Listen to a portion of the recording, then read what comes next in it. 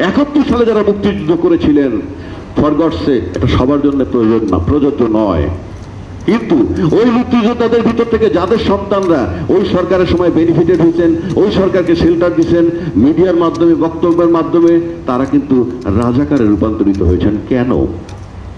পাকিস্তান যখন আমরা আন্দোলন কি 71 সালে, তখন তো দুইটা দেশ ছিল না, একটা দেশ ছিল। কিন্তু পাকিস্তানের যে বৈষম্য, সেই বৈষম্যের বিরুদ্ধে আন্দোলন, সেই আন্দোলন পরে রূপান্তরিত হলে স্বৈরাচারী সরকার হলো। আমরা বিদ্রোহ করলাম, আমরা যুদ্ধ করলাম, দেশ স্বাধীন করলাম। তখন ওই যুদ্ধের পক্ষে যারা ছিল, আমরা ছিলাম বিপক্ষে, আমরা যেহেতু মুক্তিযুদ্ধ করেছি। কিন্তু পাকিস্তানিদের সাহায্য করেছে, তাদেরকে বলি আমরা রাজাকার। যদি তাই হয়, তাহলে 24 সালে এই সরকারের পক্ষে যারা সাফাই গাচ্ছিল টেলিভিশনে, নানান মিডিয়ায়, তারা তো একই কাজ করতেছিল, বৈষম্য, স্বৈরাচারী, অত্যাচার, সাধারণ লোককে মারতেছে। এবং সেখানে একটা মুক্তিযোদ্ধার সন্তানরাও ছিলেন যারা ওই সরকারের পক্ষে সাফাই গিয়েছেন। তাহলে সেই মুক্তিযোদ্ধাদেরকে আমি আজকে রাজাকার হিসেবে স্বীকৃতি দিতে চাই।